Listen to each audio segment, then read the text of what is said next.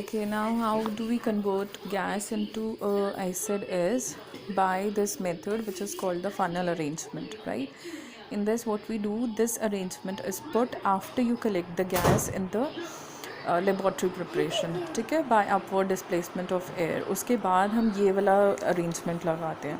अब वहाँ से वो जार को हमने कनेक्ट किया through a very thin pipe, और ये जो है this is the inverted funnel, right.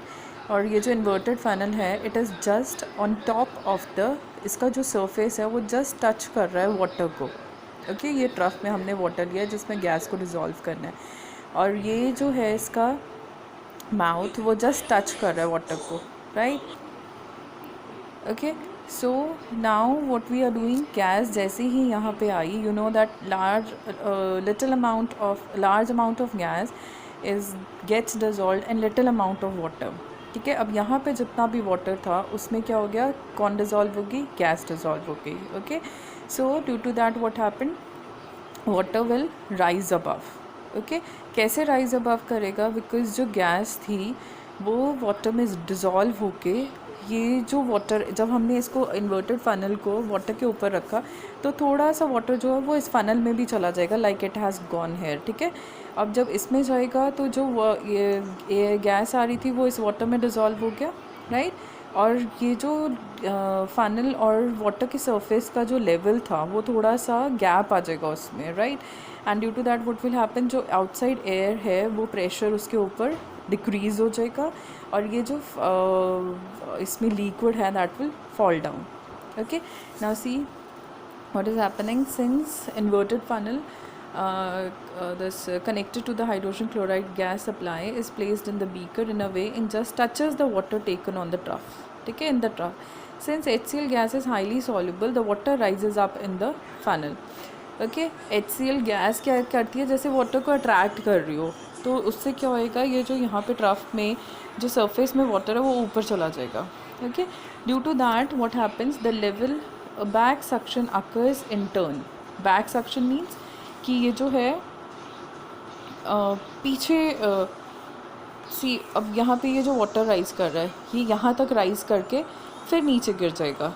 ठीक है, ये पीछे नहीं जा सकेगा, बैक सक्शन प्रॉपर नहीं होता. बट अगर इसकी जगह फनल अरेंजमेंट की जगह हम डिलीवरी ट्यूब लेते पतली सी, तो उससे क्या होता, एकदम से बैक सक्शन हो जाता, और जो HCl एसिड बना था वो पीछे एपरेटस में चला जाता, जो हमने इसमें इससे पीछे में रखा था, and it could have gone to concentrated sulphuric acid और एक्सप्लोजन हो सकता था. ठीक है, इसलिए instead of taking delivery tube we take this funnel arrangement. So back suction occurs, and in turn the level outside the funnel falls, creating a air gap between the rim of the funnel and the surface of the water. ये air gap बन जाएगा इसकी वजह से, ये जो water back suction हुआ है. ठीक है, now the pressure outside and inside becomes equal, and the water had risen in the funnel falls down again. दोनों का प्रेशर इक्वल हो गया, क्योंकि अंदर भी प्रेशर है वाटर का, ठीक है, बाहर भी प्रेशर है एयर का, दोनों का इक्वल हो गया. उससे क्या हो जाएगा, ये जो वाटर है that will fall down.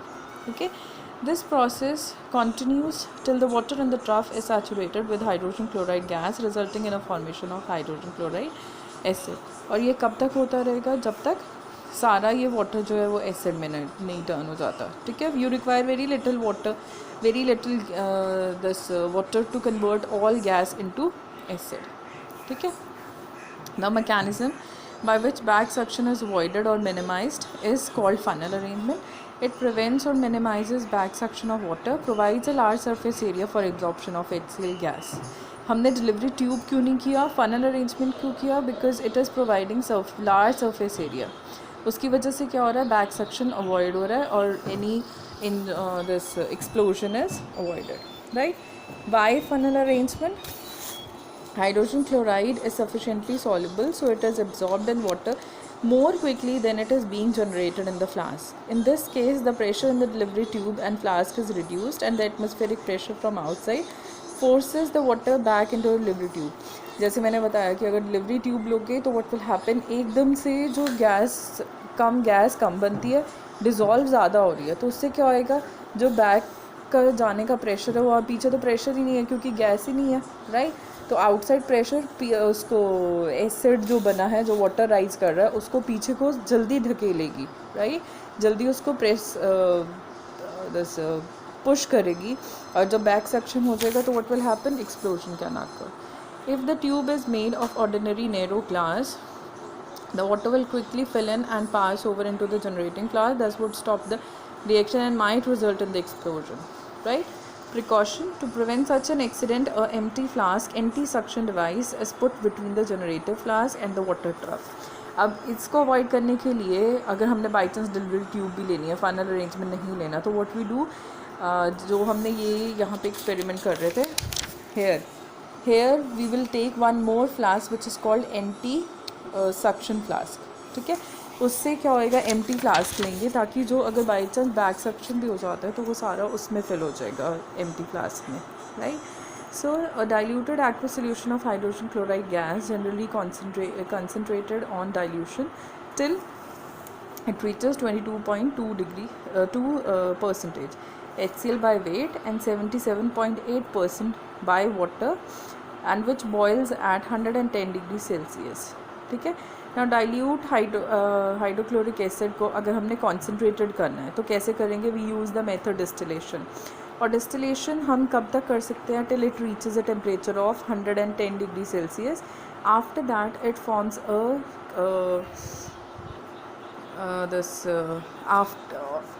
Eight this degree Celsius HCl का परसेंटेज कितना होएगा कॉन्सेंट्रेटेड में, 22.2% और वाटर का 77.8%, right.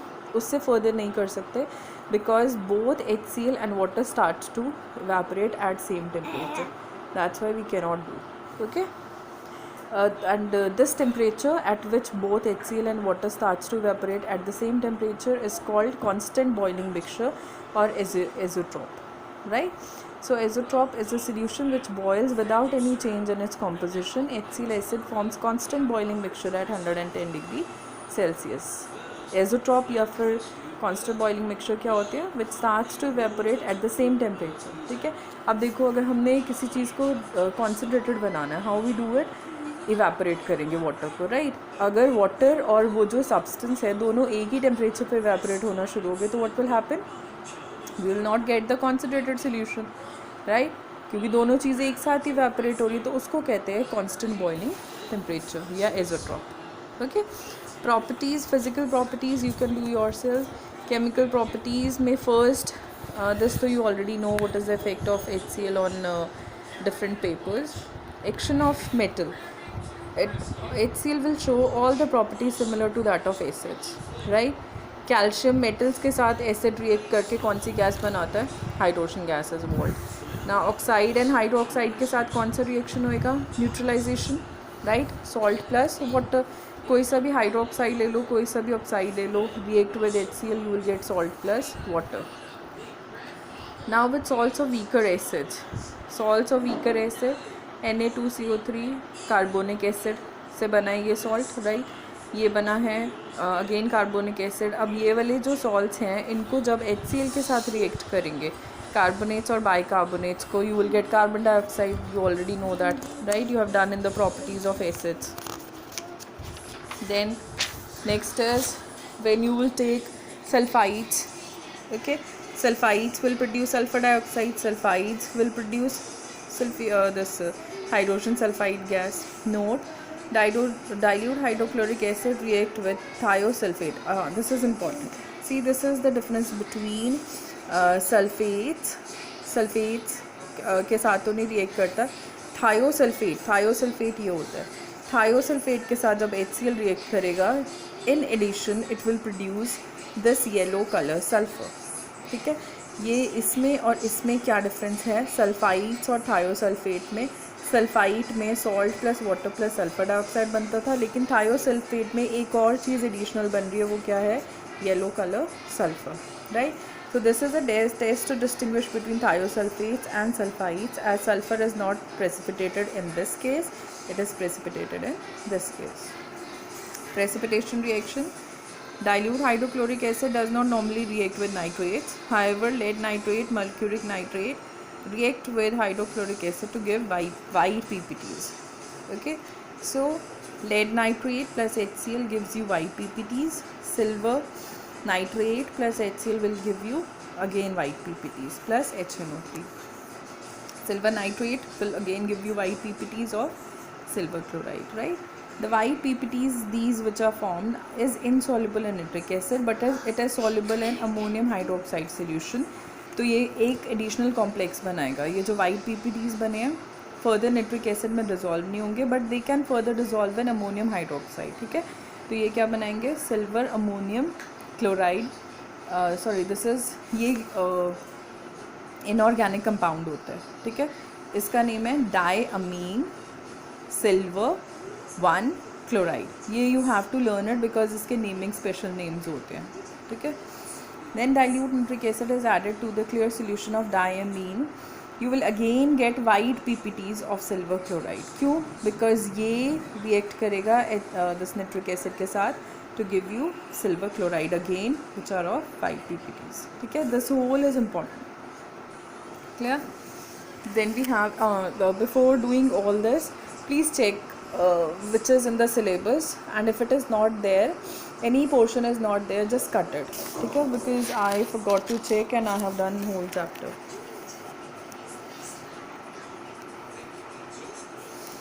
Now silver nitrate is not used to test for hydrochloric acid, and also for chloride, is used to test for hydrochloric acid and also for chloride, because it gives white PPTs with this white PPTs AgCl. ये जो हमने सारा किया था. ठीक है, अभी यहाँ पे. Now next is oxidation of hydrochloric acid. This is again very very important. When we use any oxidizing agent and react it with concentrated sulfuric acid, you are going to get a greenish yellow gas of chlorine, right? So this is the observation, greenish yellow gas is formed. So oxidizing agent MnO2 react with HCl, you will get salt plus water plus chlorine. PbO2 react with HCl, you will get salt plus this water plus chlorine in all the cases, right? KMnO4 का देखो, potassium permanganate, HCl, salt, दो salt बनेंगे because KCl and MnCl2 plus water plus chlorine. Bleaching powder HCl के साथ salt plus water plus chlorine. ठीक है, next is formation of aqua regia. You know that we have the noble metals like gold which cannot dissolve in anything, but it can be dissolved in this aqua regia, and it is 3 concentration of HCl and 1 part of HNO3. ठीक है, ये दोनों आपस में जब हम 3 volume of HCl 1 volume of concentrated HNO3, this is important, इसमें दोनों चीज़ें concentrated लेते हैं. ठीक है, they react to form nitrosyl chloride plus water plus chlorine. यहाँ से ये जो नेसेंट क्लोरीन बना है that further reacts with gold and dissolve the gold to form a compound. That is how the gold get dissolved. ठीक है, gold otherwise dissolve नहीं होता, लेकिन क्लोरीन इसको अपने साथ रिएक्ट करके सॉल्युबल सॉल्ट बना देता है इसको. ठीक है, एक्वा रिजिया में what is important is that we are taking both concentrated in the ratio of 3:1. Uses of hydrogen chloride, you can use all these, you can write all these uses and test. See the test for hydrogen chloride. HCl gas possesses a characteristic irritating smell. Gas को जब हम ammonia के साथ react कराएंगे dense white fumes आते हैं इसके. AgNO3 के साथ HCl गैस क्या बनाती है, white, right, white this precipitates of AgCl. Greenish yellow gas is produced when it is reacting with any of the oxidizing agent. Clear? So check in the syllabus. Excuse me. Check in the syllabus and do accordingly. So we are finished with HCl also. Please do it and revise the chapter.